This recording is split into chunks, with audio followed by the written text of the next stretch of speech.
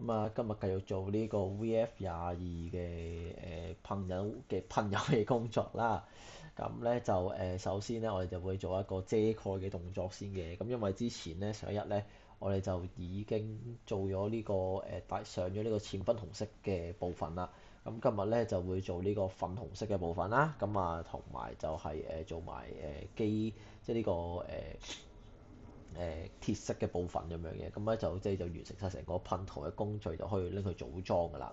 咁咧就因為有啲分色嘅件咧，就會係即係會喺粉紅色再配呢個淺粉紅啦。咁我哋之前就噴咗淺粉紅，咁啊依家就噴粉紅色啦。咁咧通常咧你見我用呢個即係做遮蓋咧，都會係用到幾個道具啦。咁第一個咧就係呢個。當然遮蓋膠紙啦，咁啊遮蓋膠紙我咧因為嗰隻 3M 嗰隻叫和紙膠紙嘅，咁我覺得都幾好用嘅。咁啊即係佢有黏貼力都十分之好啦，咁啊佢都一定嘅韌性咧，可以俾我做一啲即係拉少少嘅拉扯咧，等佢黐上去嘅時候咧都會即係可以貼服咁樣嘅。咁啊同埋佢都唔會有即係留啲膠留嘅喺個部零件上邊啦，係啦，咁所以都幾推介嘅。咁就你見我做呢啲遮蓋嘅時候咧，都係首先就會預剪出一定嘅份量先啦。咁咧就即係通常咧就係 cover 咗嗰一面嘅。咁咧你見我頭先做第一頭嗰兩三件零件嘅時候，佢曲邊嘅話咧，咁我就會分即係當佢想像係分兩邊咁樣啦。咁咧就即係先分咗一面，就再另外一面咧就去黐第二張咁樣嘅。咁好似呢一件嗰個頭部嗰部分咁樣啦。咁你見到都係黐最少兩張咁樣嘅。咁你黐嘅時候咧，我都會即係黐完咧就會用嗰個鉗咧就去沿住條邊咧就去用個尖嘅地方就卡實，即係少少壓落去啦，沿住條邊掃過去咁樣咧，就確保咧即係嗰個邊位咧就係貼得夠貼服咁樣嘅。因為咧其實我覺得咧做呢個遮蓋動作咧，其實中間咧佢有摺起咗咧或者咩都好咧，其實係唔緊要嘅。最緊要有兩個嘅條件，即係兩個要素啦。咁第一個咧就係你條邊咧要夠實淨，就唔好漏，就唔好飛口咁樣啦。咁所以咧我就會用咧呢個鉗咧，牛絲咁樣咧就會係壓多幾下咧，就確保咧條痕咧係有條你 feel 到揩拉落去嘅時候咧係會有條係有條坑嘅感覺咁樣嘅。咁啊呢個就係第一個要件啦。第二個要嘅部分咧，仲嘅要點咧就係你黐上去嘅時候，終於咧就要確保到你唔你唔要噴嘅部分咧係遮住晒咁樣嘅。咁通常咧最容易漏咧就係啲邊邊角角位咁樣啦，係啦。咁咧然之後咧即係當你黐咗嘅時候咧，其實你最緊要就係啲邊角冇問題嘅話，你中間咧你點樣飛起佢咧，其實都唔會太大問題嘅。咁啊，之後你依家見我做緊呢度就係嗰個佢變咗人形嘅時候，佢對即係個機邊有對翼嘅部分啦，係啦。咁啊，因為就想多少少層次，咁所以就將盡量咧見到啲件咧，如果佢係有唔同嘅線嘅部分嘅時候咧，即係唔同慳線嘅部分咧，我都會做一個分析俾佢嘅，咁咪希望突出多少少層次，多少少變化咁樣啦，係啦。咁啊做呢件件嘅時候咧都要注意啲嘢嘅，因為咧呢一隻係要換件去變形啦，咁所以咧即係你例如話呢一件件咧，其實佢變係人體形態嘅時候咧，就會用到呢一件件嘅。但係如果變翻飛機形態嘅時候咧，佢嗰件件咧就會變咗係喺嗰個機背嗰度嘅。咁啊係第二件零件咧，但係同一個位置嚟嘅。咁啲零件咧就要注意翻咧，就唔好話呢一件件同另一件件咧嗰個配色係唔同嘅，即係會穿崩咁樣嘅。咁啊呢啲都係新手都要注意嘅事項啦，係啦。咁啊，你見我都係盡量貼得貼服啲咁樣啦。最緊咧，其實咧你黐上去嘅時候咧，啲邊如果你用少少力去握實咧，其實你見到咧隻顏色咧係會透翻佢本身件零件少少嘅顏色出嚟嘅。咁咧你就會知道其實嗰個位應該就黐得實㗎啦，係啦。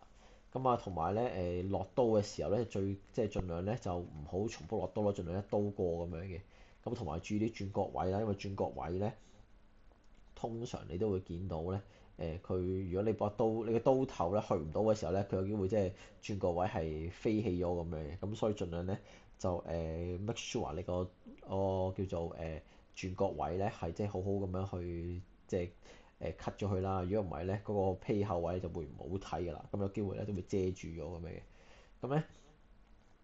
咧同埋咧有時候咧呢啲遮蓋膠紙咧，你寧願即係有多又好過少嘅，即係咩意思咧咁樣？咁咧有時候啲件咧，即係可能你黐咧，你會側邊啲邊位咧，其實你會用多有啲用多咗個位置啊嘛。咁其實咧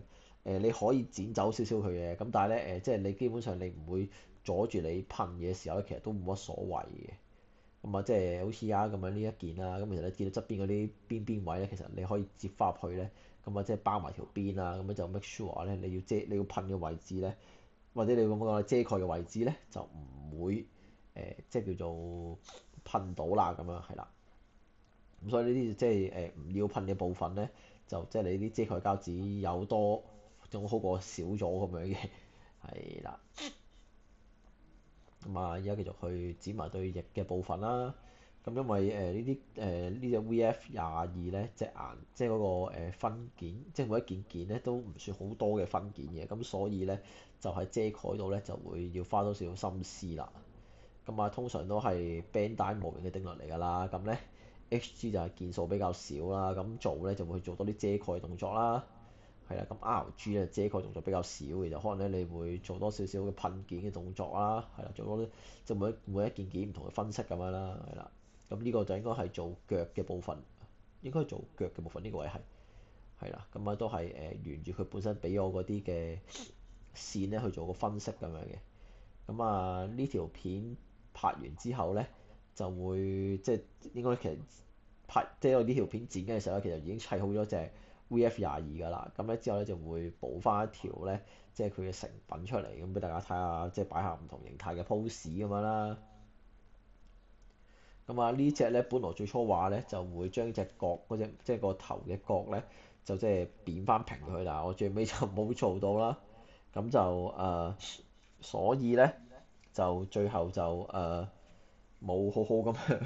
磨翻平佢咁樣嘅，係啊。不過都唔緊要啦，咁就即係都係都係一個成品嚟嘅，即係因為我先砌嘅時候，即係噴嘅時候已經噴咗個頭，唔記得咗要補翻封翻個邊嘅，咁唯有照噴隻角俾佢啦。咁啊變咗冇咁女性化咯，嗰個有角就即係比較兇狠少少啦，係啦。咁啊呢度就隻腳嘅部分啦，就係佢即係叫做小腿應該係小腿嘅腳邊啦，係啦。咁就呢一個都係彎位嚟嘅。咁咧如果呢啲彎位有其實咧佢有三層梯級咁樣嘅結構嚟嘅。咁咧通常會分開兩次做啦。咁你見到我先都係做咗個最低個級先嘅。咁咧就會貼塊細塊咧，就沿住條邊咧就壓嘅。咁因為咧呢啲曲面咧其實就要小心啲咧，就盡量就會由一邊開始，好似順時針揾逆時針啦，沿住個方向咧去黐同埋去切咁樣嘅。因為如果你咧可能你用呢個擴散式嘅方法咧去黐呢一啲嘅皺紋唔係皺紋膠紙，係呢個遮蓋膠紙嘅話咧，咁你就嗰個嘅即係會容易啲會披口啊。因為咧佢曲面其實係如果你擴散式嘅話咧，其實呢邊咧佢係會拉扯得比較嚴重嘅。咁有機會咧佢會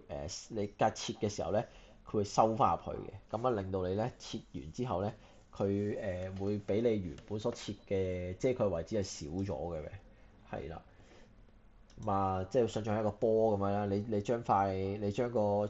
黐咗個波度，咁佢總會有啲嘢披厚咗咁樣啊嘛。例如你將佢分成幾塊細塊嘅話咧，咁佢嗰個披厚係要少啲啦，係啦。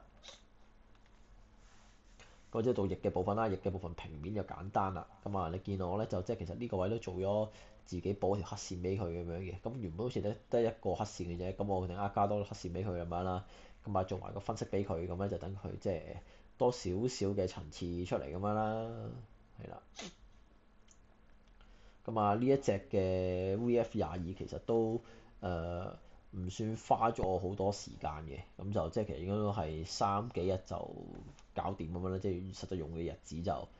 咁就第一日就係做啲剪件啦，然之後就開始再加少少噴咗底灰嘅工序，咁啊第二日咧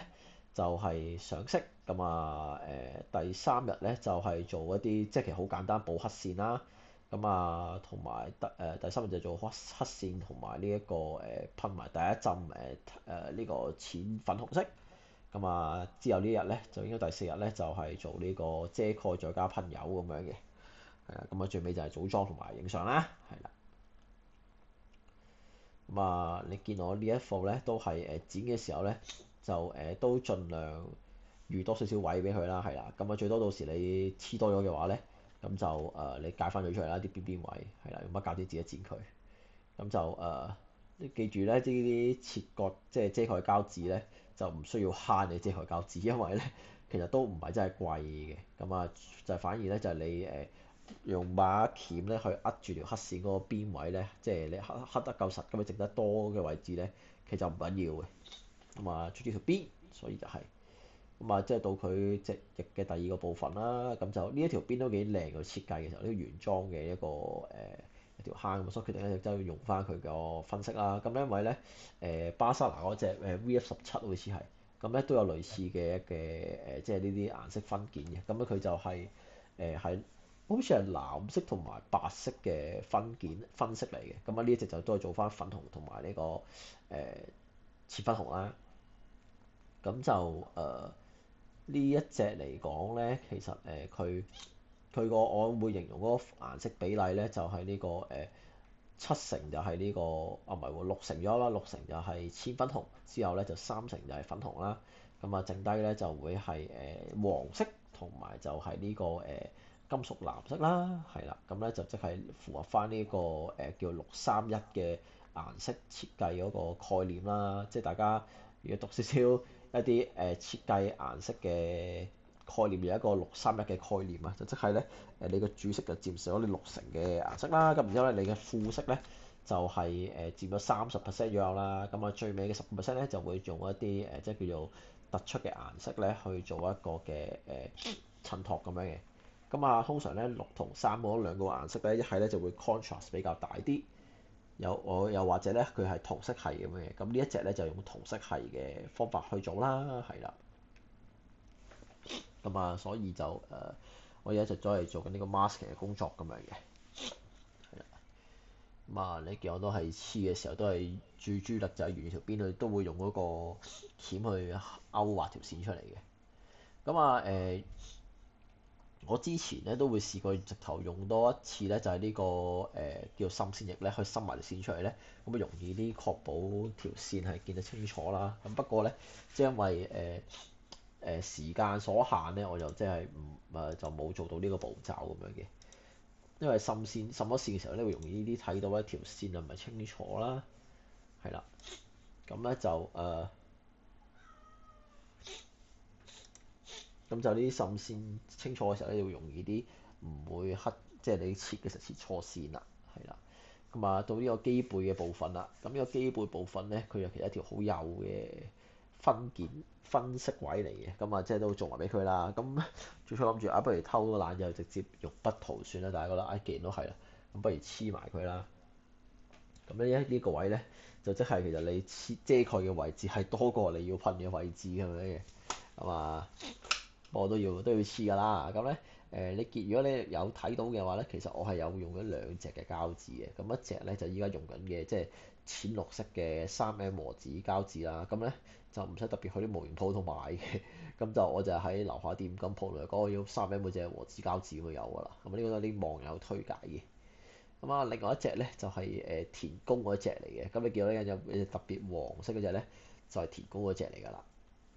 咁嗰隻咧其實真係我要鬧下呢個田工，佢啲遮蓋膠紙真係冇黐力啦，又會飛起啦，之後又唔係好黐得實淨咁樣啦，咁啊即係遮蓋膠紙嚟講真係幾難搞喎。跟住咧我撕嘅時候咧，你好小心搣出嚟啦，即係咧因為我買咗塊咧，嗱呢個黃色嘅啦，咁咧佢就係4cm 闊度嚟嘅，咁咧如果你唔好小心搣咗出嚟嘅話咧，好易搣下就會斷，即中間會撕裂出嚟㗎啦，就會一大條披口啊嘛，於是又再搣過一大截出嚟，咁啊之後幾令人好 frustrated 咁樣嘅，咁啊即係田工做滲線液就唔錯嘅，但係咧做呢一個嘅即係做呢一個嘅遮蓋膠紙咧，真係搞唔掂啊呢個，咁我之前都好似都有講過呢樣嘢㗎啦，咁啊即係所以又大家唔好買呢個類嘅 product 啊，係啊，咁啊都繼續遮蓋啦，因為咧呢一件咧係有分前後嘅，咁啊前後都要望清楚啦。因為咧呢一隻咧，即係佢個背脊位其實即係點講咧？誒，你如果正面望嘅話咧，其實你會望得到佢呢一啱影緊呢一面嚟，咁所以呢一面都要做一啲分析啦。但係如果你喺個背脊睇咧，就見到佢背脊嗰一面嘅，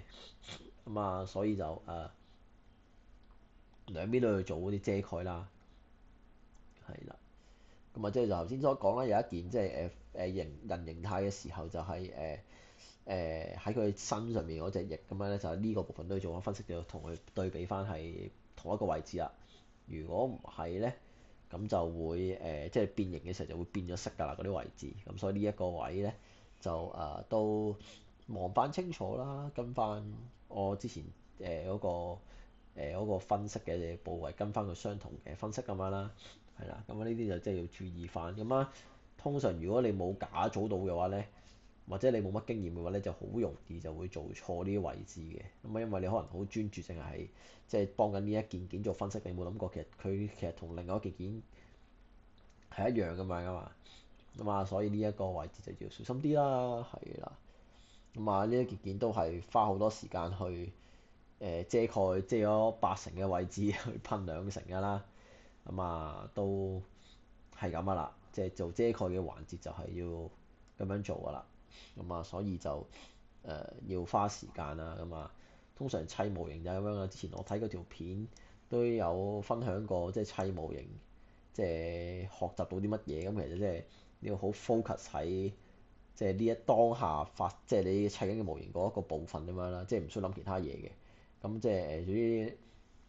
好似而家遮蓋膠紙咁樣，你黐咗上去，一筆一筆咁樣去界咗出嚟，係啦，唔需要諗其他嘢。咁啊，跟住嗰個條坑去剪咁樣啦，即係去切咁樣啦。咁啊，即係其實都十分之點講，好治愈嘅一個過程嚟嘅，係啦。咁啊，所以就都好都係專注咁樣去切啦。咁啊不過呢件件咧，因為咧其實都涉及到都你見得到咧，其實係一個曲面嘅位置嚟啦。咁所以咧就我盡量咧都會係一個面咧就一張貼紙咁樣嘅，就唔好話即係諗住一條長過就接咗對邊咁樣，因為咁樣咧會容易有披口嘅。咁啊，所以即係盡量即係有時個披口會好容易喺呢個條邊邊位度發生啊，係啦。咁啊，所以咧就都盡量一邊就一張咁樣啦，係啦。咁啊，你叫我其實如果比較翻前咧，就應該係同原本第一條組嗰個翼係一樣嘅。咁就到依家就係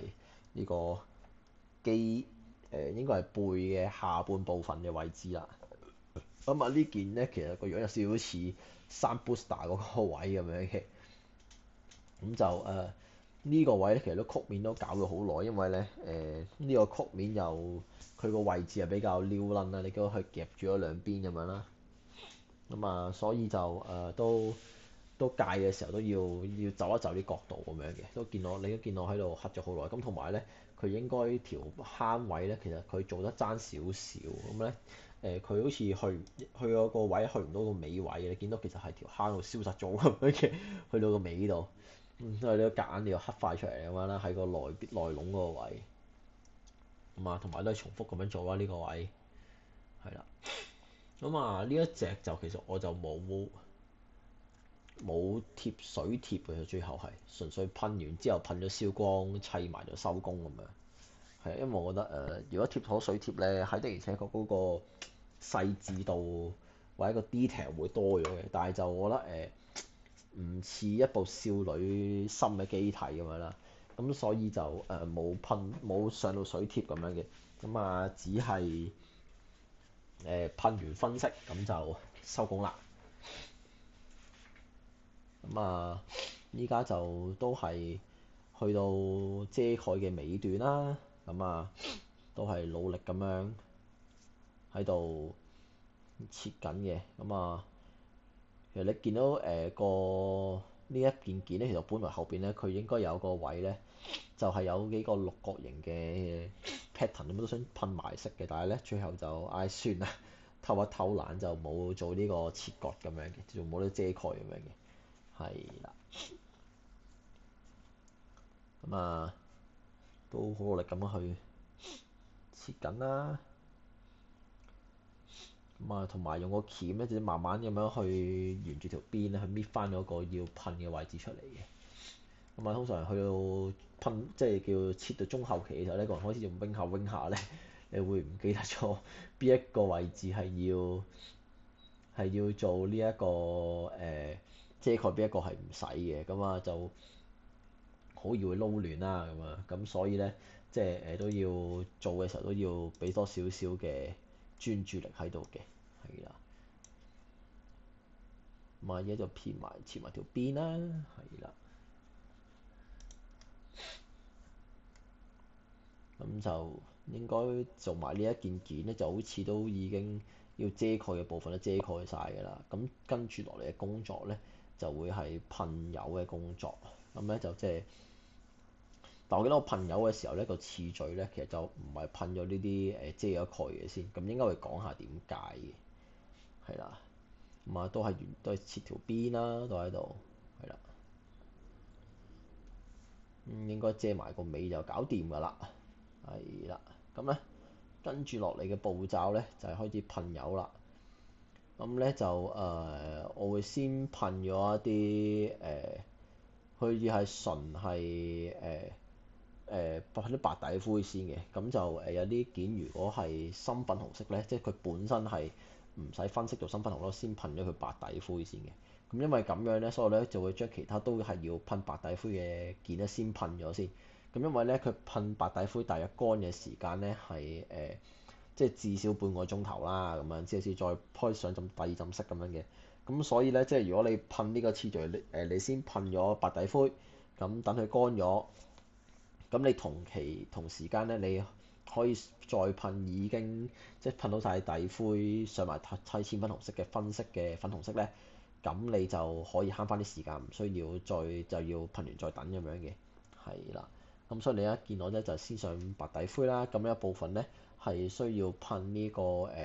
金屬藍色啦，同埋呢個純呢個粉紅色嘅件咧都會先噴咗呢個底灰先嘅，係啦。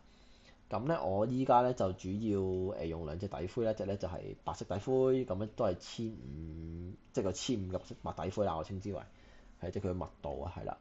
咁啊，另外就係都係 around 1500嘅灰底灰啦，係啦。咁就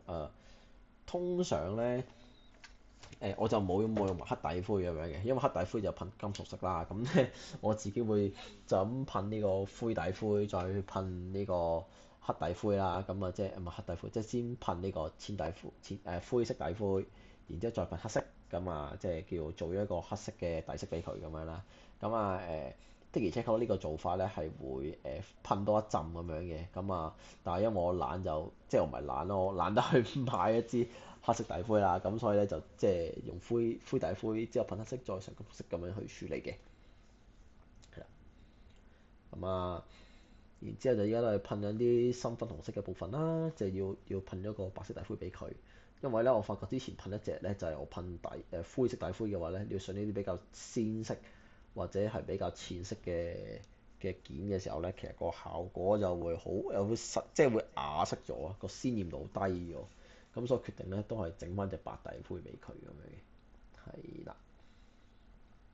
咁啊，依家都係繼續喺度噴緊，要噴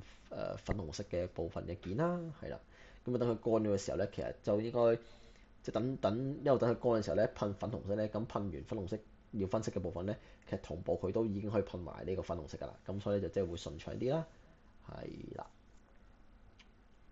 咁啊，之後噴佢啲手嗰啲側邊位，即係個護甲位稱之為係啦，手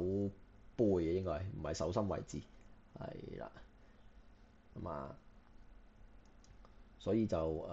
係噴門又需要啲耐心去檢查啦。咁啊，同埋記得要做好呢個抽風嘅措施。如果唔係咧，做後樓梯，你一係做後樓梯電視，因為你屋企嘅話，真係要有個好嘅抽風啊。係啊，因為咧，即係如果你有噴過啲抽風系統，你知道啊，你噴一劑之後咧，其實你個抽氣扇入邊咧勁多呢啲嘅灰塵啊。即係如果你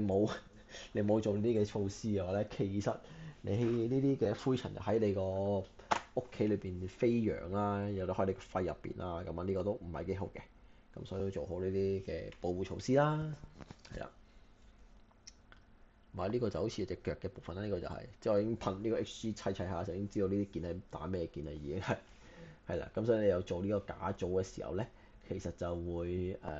容易啲知道你咩位置要噴啦，係啦。咁你見到咧頭先件腳咧都係會噴埋啲邊邊位嘅，因為咧即係佢我記得咧佢個腳板底嗰個位置咧係金屬嘅色啦，會噴鐵色俾佢啦。咁但係佢條邊咧都會露餡嘅，咁所以咧我都會噴翻個粉紅色條邊俾佢啦，係啦。make sure 唔會漏位啦。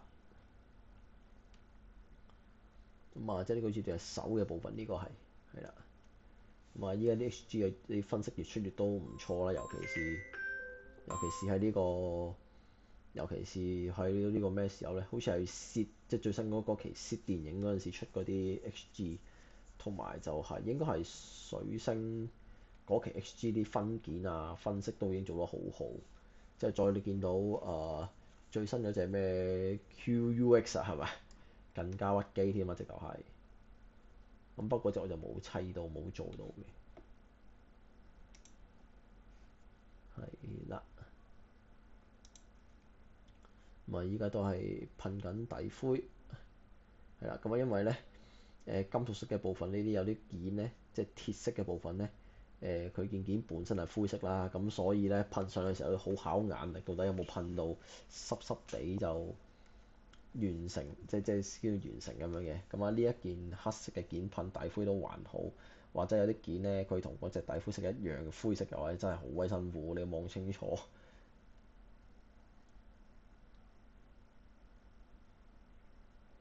係啊，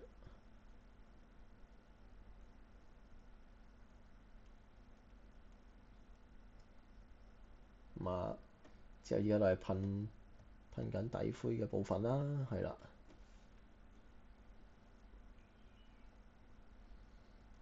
咁就依家就係嗱呢一件咧就係咁樣啦，就係咧本身係灰色，但係灰色上面噴灰色底灰，同你喺白色件上面噴白色嘅底灰咧係完全一樣嘅，你係唔知道自己噴緊啲乜嘢㗎嘛，即係你要靠你嘅經驗咧去睇下佢濕透嘅程度，因為咧如果濕透程度如果太濕嘅話，即係好厚咧就會好容易就會即係會有一個波紋咁樣啦，但係你睇得唔夠咧就會好乾咧就會鞋身嘅，啊即係拿捏呢個嘅程度咧。就真係要考功力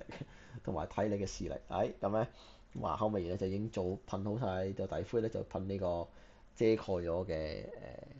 粉紅色啦。咁咧，當你一路噴緊嘅時候，其實咧即係都頭先一開始要噴粉紅色嘅件咧，其實都開始啲底灰都乾緊㗎啦嘛。咁啊，噴完嘅差唔多下一陣㗎啦。咁你見我都係啦，噴到佢咧即係擰身咧就收手㗎啦，唔好噴太多。係啦，咁啊寧願分多一兩浸去噴咁樣啦。咁啊記得啲邊邊都要噴啦，因為邊邊咧其實如果你唔噴嘅話，有機會咧係會穿崩嘅。咁所以咧，即係點解你做遮蓋嘅時候咧，即係你啲邊邊要夾實，如果唔係咧，有機會都係喺啲邊位度咧會少少漏風咁樣嘅。係啦，哇！呢件噴到拎立立啊，但係你其實仲有啲噴燒光。係啦，咁啊，因為我覺得呢個色燒光都幾靚嘅效果出嚟。係啦。咁啊，呢個就係腳，好似係腳定手嘅部分，呢一個係啦。咁啊，之後就係頭先個機尾位啦。咁啊，基本上即係手，即係我噴嘅時候都係順住一個拎嘅次序去噴咁樣嘅。咁啊，拎到邊件就盡量係啦，就盡量對翻睇下佢有冇一 pair pair 嘅件啦。如果有一 pair pair 件嘅話咧，就一 pair 咁去噴咧，make sure 自己唔會噴漏嘢啦。咁啊，同埋隻色都盡量會即係 keep 住係一個一樣嘅顏色咁樣啦。尤其是如果你係有做啲溝色嘅話咧，咁啊更加有一 pair pair 咁噴啦。咁不過今次因為咧就係開出嚟就係粉紅色，咁所以咧就冇溝油嘅話咧，咁就影響就相對地會細啲嘅。係啦，咁啊一 pair pair 咁噴埋個翼嘅部分啦。咁啊今次就先噴咗個邊邊位先嘅。咁啊〜噴都係一個好治愈嘅過程，咁樣一陣間搣嘅過程咧更加治愈啊！我想講係啦，咁啊就到腳嘅部分啦，呢個就係個腳嘅腳踭位啊，係啦。咁啊，因為你夾即係上咗呢個遮蓋膠紙嘅時候咧，基本上你可以夾即係用個夾咧夾住隻遮蓋膠紙都冇乜所謂嘅。因為之前咧，如果你未做呢個遮蓋嘅時候咧，佢本身你有啲件全部都要噴噶嘛啲位，咁你揾到夾嘅位置比較麻煩嘅，即係好似啱啱你夾住嗰個卡榫位啦，個關節位啦，係啦。咁我想講呢隻係應該嘉雅嘅 Brilliant Pink 都真係幾靚，我想講，因為佢嘅色都真係好 sharp 好鮮啊，即係我覺得即係 so far 我自己會覺得嘉雅嘅油係做得出色啲嘅，的而且確，即係喺個鮮豔程度啊，嗰個噴嘅即係咪 smooth 啊咁樣容易噴得 smooth 嘅效果。咁啊，但係就嘉雅嘅金屬色嘅話咧，就相對地個選擇係會少過 Mr. Hobby 嘅，係啦。咁呢個之前都有講過，我自己都咁啊。但係就嘉雅嘅鐵槍色就真係覺得冇得輸嘅，即係佢有少，即係佢咧係深色嘅金屬色啦，但係咧佢有少少你隱約地見到一陣金箔嘅，即係金金地色嘅金粉咁樣咧，其實做一個點綴，我覺得個效果咧就好過你純黑色嘅金屬色咁樣嘅，係啦。咁你見到我噴到咧，佢都會反晒光喺個另面嗰度啦。咁樣就係啦。咁呢一件咧，其實個底都 suppose 要遮住，但我偷懶咧，因為就我見到其實會噴條邊就算啊嘛，咁所以就冇特別去遮蓋住咁樣嘅，就偷少少雞啦，係啦，咁就其實會做翻佢會好啲嘅，如果爭一下黐翻埋佢啫，咁啊係啦，咁就對翼就完成咗呢個位就係啦，咁啊之後就係佢個頭嘅部分啦。咁啊就好快咁樣就，因為呢件咧其實你遮蓋嘅位置係多咧，但係你噴嘅位置少嘅時候，其實就好快就噴完嘅啫。咁啊，所以其實你花嘅時間大部分都係遮蓋嘅位置啦，同埋你而家就係檢測下有冇噴漏位啦。咁啊頭先噴晒呢啲要遮蓋嘅件啦，咁咧就係噴頭先個上咗底灰嘅時間嘅。咁咧其實條片咧就應該較快咗三倍左右啦。咁所以其實呢個時間就啱啱好咧，就係啲白色底灰乾晒啦，咁咧就可以上呢個嘅粉紅色啦。咁啊〜之後開始就呢啲細件嘅件啦，因為粉紅色都係30% 嘅顏色嚟嘅，頭先所講過，咁所以咧，即係啲件咧就可能數量比較唔算多，咁噴嘅範圍都唔算大嘅，係啦，咁啊所以就呢度好快就搞掂㗎啦，咁啊搞掂完呢度嘅粉紅色嘅件之後咧，就開始噴其他10% 嘅顏色啦，咁同埋就啲即係叫關節位嘅金屬鐵色啦。係啦，咁因為就係想個外殼就係一個實色，咁啊啲關節位就係一個金屬色咁樣嘅，係啦，咁啊呢度咁同埋咧即係呢個叫 Valkyrie 系列啦，即係呢個Macross 嘅飛機系列咧，其實佢暫時都係要，即係佢會選擇犧牲呢一個一體可以換變形嘅一個賣點，就去換取就係佢更加好嘅個機型嘅比例咁樣啦。咁咧之前好似隻 VF17隻巴塞拿隻咁樣咧，坊間有第二隻模型咧，好似唔係模型，好似係即係係 figure 嚟啦，稱之為咁係可以完全變形嘅。咁但係咧佢嗰個嘅效果咧，即係個機身比例係爭少少嘅。咁啊，另外呢一件咧，即係因為我補翻個隻腳咧，入邊 suppose 係噴淺粉紅嘅，因為呢一個係第二 lock 要噴淺粉紅嘅件啦，係啦，咁補翻俾佢呢一件就咁啊，所以就花咗少少時間噴翻呢啲補翻去啦。咁尤其是溝油，盡量就溝多少少，寧願嘥少少油都好過咧，就即係你噴到一半發覺唔夠油咧，即係又要再溝嘅色咧就唔嗲唔掉，有機會咧就同你前面開嗰隻顏色個深淺度係唔同嘅咧，你就麻煩啦。咁啊，so far 我都係溝過兩三次油嘅時候，都盡量都係即係盡量一開始溝多少少啦，同埋咧就記得個 concept 就係先落咗淺色先溝嘅時候盡量，跟住再落深色嘅油。因為如果你深色嘅油你要去俾淺色嘅油去溝稀嘅話咧，其實你要落多好多嘅，即係想像下你黑色同埋你白色要溝到灰色出嚟嘅話咧，咁其實你可能係10滴白色之後一滴黑色咧，其實已經係溝到你可能即係灰色出嚟㗎啦。但係如果你有一滴黑色嘅話咧，你要溝可能5、6滴灰色先至變咗，5、6滴白色先至會變咗嘅淺灰色啦。咁有時候咧落嘅時候你好唔準咁樣，可能嘅淺色多，深色少慢慢溝出嚟，係啦。咁啊，即係就噴呢個黃色嘅部分啦，係啦，即係剩低個一嘅，即係所謂嘅631嘅一嘅部分啦。咁啊，但我發覺咧，其實我分成呢個位咧，其實做分佢係分得比較大件，但係佢咧其實係腳嘅後踭位嚟嘅。咁啊，所以咧就出嚟嘅效果咧就有少少有趣嘅。點解大家睇個成品最後？咁啊，成品會再拍一條片，佢變形各樣嘅形態，擺啲 pose 啊咁樣啦。即係畢竟砌一隻模型最開心嘅就係當你砌完之後可以把玩啦，可以欣賞啦，係啦。咁啊，即到啲金屬藍色啦，即係佢嘅基礎部分。因為我攞嚟睇翻佢原裝，即係嗱呢隻就 VF22啦。咁但係咧，佢原裝咧就係VF11好似係啦，Max 好似係。咁啊，佢個配色係點樣咁啊？大家跟翻去啦，係啦。咁啊，就依家就係噴個金屬嘅底色俾佢啦。咁啊，噴埋呢一粒金屬色嘅底色咧，即係黑色，即係再噴呢個金屬鐵槍色咧，其實已經完成晒噴塗嘅工作㗎啦。咁啊，爭最後就係補色，即係即係組裝同埋sorry 應該係搣咗呢一個遮蓋膠紙，然之後就再上再組裝咁完大功告成㗎啦。咁啊，啱啱好啦，因為咧，即係當我砌完呢隻嘅時候咧，咁啊就啱啱收到呢個 Bandai 嘅 email 就話你件 Premium Bandai 已經到貨啊！即係呢一個Outrun Gundam，即係呢個高達 W 裏邊嘅張五飛嘅一部機體啦，係啦。咁我係咪叫雙頭龍高達啊？Anyway。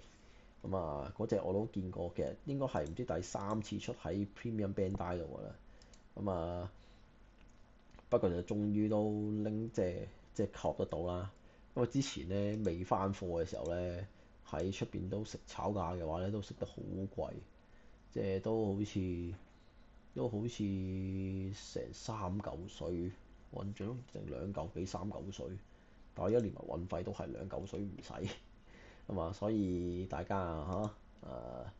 努力地試下喺 Premium Bandai 度搶下貨啦。咁啊搶得到嘅話咧，咁就個價錢爭好遠啦，係啦。但係如果搶唔到嘅話咧，咁可能就要等啦，又或者真係要俾班炒家去支持下佢哋嘅，即係努力咁去搶貨嘅咩啊？唉，你知啦。咁啊，依家就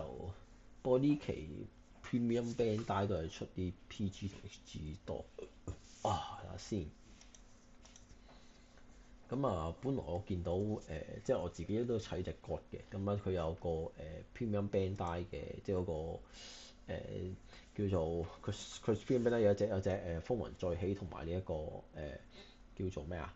佢有一個 Expansion Kit 啦嚇，總之佢係呢個爆熱神掌或者叫石破天驚拳嘅嗰啲